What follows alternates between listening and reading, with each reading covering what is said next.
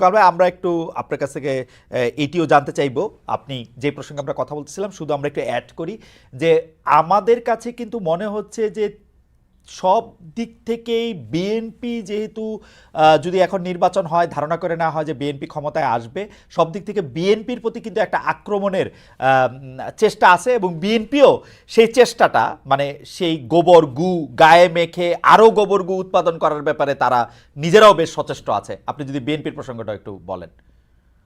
BNP রাজনীতিটা না আমি ঠিক বুঝি না। এটা হলো আমি আগে যেমন ধরেন আপনার আওয়ামী লীগের আমলে তারা যে রাজনীতিটা করতেন সেটাও অতটা বুঝতাম না। এখন তারা যে রাজনীতিটা করছেন এটাও আমি বুঝি না। একটা রাজনৈতিক দলের মূল কাজটা কি? একটা রাজনৈতিক দলের মূল কাজ হলো দেশের সংখ্যাগরিষ্ঠ জনগণের যে চিন্তা, সেই চিন্তাটাকে ধারণ করা এবং সেই অনুযায়ী কাজ করা। এটা হলো একটা রাজনৈতিক দলের মূল কাজ। এখন বিএনপি কি চায়? বিএনপি আমি খুব একটা ছোট্ট একটা এক্সাম্পল দিয়ে বলি। বিএনপি বলছে যে নির্বাচন দেন, এটা তো বলছে তারা নানা ভাবে বলছে, কখনো সরাসরি বলছে, কখনো আরে ঠারে বলছে তো। এবং সরকার তাদের এই চাওয়ার জন্য একটুও তার সিদ্ধান্ত থেকে সরে আসে নাই। সিদ্ধান্তটা কি সরকার নেবে যে কবে নির্বাচন হবে কি না হবে? না, সরকারকে সেই ম্যান্ডেট দেওয়া হয় নাই।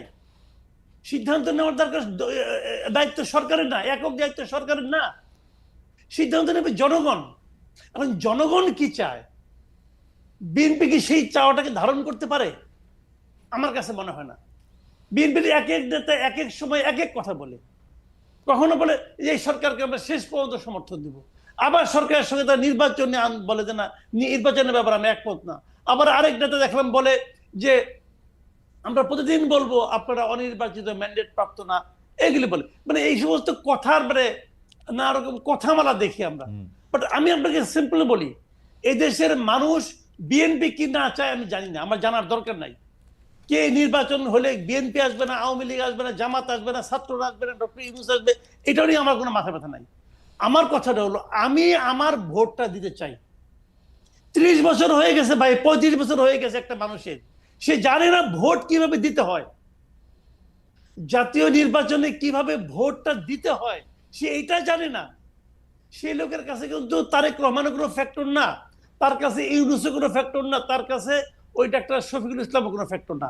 তার কাছে ফ্যাক্টর হলো যে আমি আমার ভোটটা দেব, তারপর সম্মিলিত জনগণ যেটা চাইবে সেটাই হবে, ম্যাক্সিমাম মানুষ যেটা চাইবে সেটাই হবে। কামাল ভাই আমি যদি একটু তর্কের জন্য একটু বলি, এই জনগণ যেটা চায় এটা আপনি কেমনে জানেন? আমি তো জনগণ, আমি যেটা চাই। কিন্তু এরকম জনগণ তো অনেকে আছে যারা যারা যারা যারা না, এরকম জনগণ তো নিশ্চয়ই আপনি দেখছেন যারা চায় যে ডক্টর ইউনূস থাকুক থাকুক থাকুক, এরকম জনগণ তো আপনি দেখছেন খালি ডক্টর তারেক মানে জনাব তারেক রহমান আইসা পয়সা পড়ুক এটা চায়, কোন ধরনের পরীক্ষার মধ্যে দিয়ে চায় না। বলি তারেক রহমান কি ভোট ছাড়া এসে বসে পড়তে চায়? না, তারেক রহমান চায় না, কিন্তু জনগণ তারেক রহমানরে চায়। চাইতে পারে, এটা তার ব্যাপার। এবং জনগণ শেখ হাসিনারও, অনেক জনগণ শেখ হাসিনারও চাইতো। আমি বলি জনগণ কি ভোট চাই কিনা সেটা বলেন। আপনি দেশের একজন লোককে নিয়ে আসেন না যে বলে আমি ভোট চাই না, আনেন না আপনার ভাই। এত সব মানুষ ভোটটা চায় যে আমি ভোট দেব। ভাই আমি তো টেলিভিশনে দেখলাম অনেক লোক কইতেছে যে ইউনূস চাই ইউনূস চাই ইউনূস চাই। আমি তো টেলিভিশনে দেখলাম একজন ক্লেরিক চূড়ান্ত মানে উত্তেজনার মধ্যে বলতেছে যে ইউনূস সাহেব ভোটের মাধ্যমে আসুক না, আমার তো কোনো না নাই। না, ভোটের মাধ্যমে আসতে পারবে না। আপনি আমাকে বলেন ভোট ছাড়া গণতন্ত্র হয় এটা পৃথিবীর কোথায় আছে রে ভাই? আমার স্যার তো বললেন যে ভোট গণতন্ত্র, আমার স্যার তো বলছেন যে ভোটই গণতন্ত্রের একমাত্র উপায়, এটা ভাবলে তুমি ভুল করবা খালেদ। আচ্ছা, এটা একমাত্র উপায় না, দুই মাত্র উপায়টা কি আছে বলুক না আমাকে। দুই মাত্র উপায়, গণঅভ্যুত্থান একটা ম্যান্ডেট, গণঅভ্যুত্থান একটা ম্যান্ডেট। দ্বিতীয় উপায়টা কি? গণঅভ্যুত্থান। ভোট ছাড়া গণতন্ত্রের দ্বিতীয় উপায়টা কি? কারণ ভাই গণঅভ্যুত্থান আরেকটা ম্যান্ডেট, আরেকটা উপায়। গণঅভ্যুত্থান তো গণতন্ত্র না। গণঅভ্যুত্থান দিয়ে আমরা যাদেরকে বসাইছি তারা ক্ষমতায় থাকুক, এটা আমাদের চাওয়া, এটাই গণতন্ত্র। শুনেন, গণঅভ্যুত্থানটা হলো একটা শক্তি প্রদর্শনের খেলা। জি, আমি শক্তি দিয়ে, আমার সঙ্গে অনেক লোক আছে, অনেক লোকের শক্তি একত্রিত হয়ে তোমাকে প্রেসার দিয়ে তোমাকে আমি নামাই দিছি, এটা হলো গণঅভ্যুত্থান। আর গণতন্ত্র হলো সবচেয়ে যার শক্তি কম, যে নিরীহ মানুষটা, সেও সংগোপনে যে নিজের মতটা প্রকাশ করতে চায়, সেটা হলো গণতন্ত্র। সেটা হলো ভোট। আমি তো এই ভোটটা চাই, যে সবচেয়ে যে লোকটা কখনোই রাস্তায় নামবে না, কিন্তু সে ভোটের দিন যে শান্তি মতো যে সে তার মতামতটা প্রকাশ করে দিয়ে আসবে, তার মতামতটাকে আপনি ইগনোর করবেন কোন বিবেচনায়?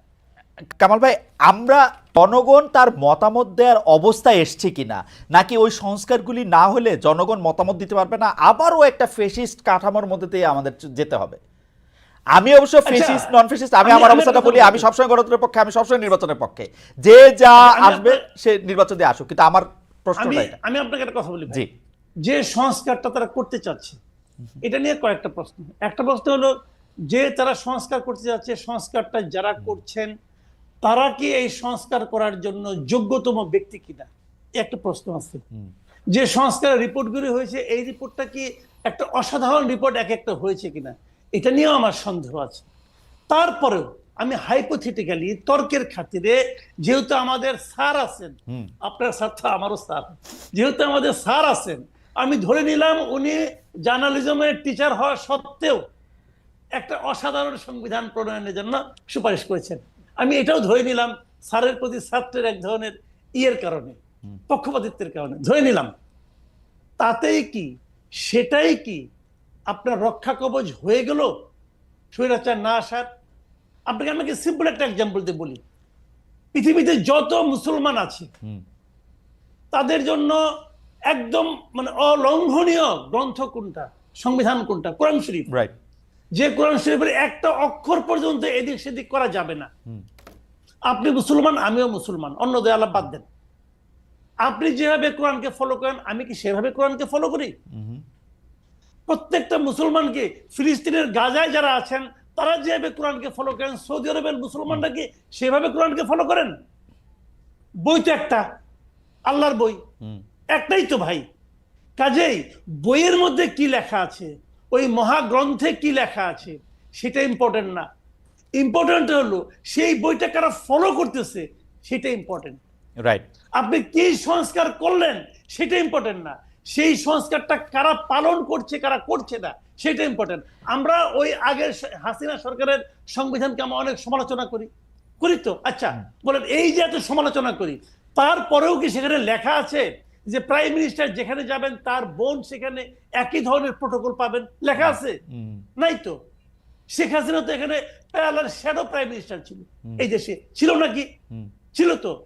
উনি কি সংবিধান মেনেছিলেন? না, কিন্তু কিন্তু ছিলেন না তো। কিন্তু কামাল ভাই, আপনাদের, আচ্ছা আপনি শেষ করেন, তার বলি।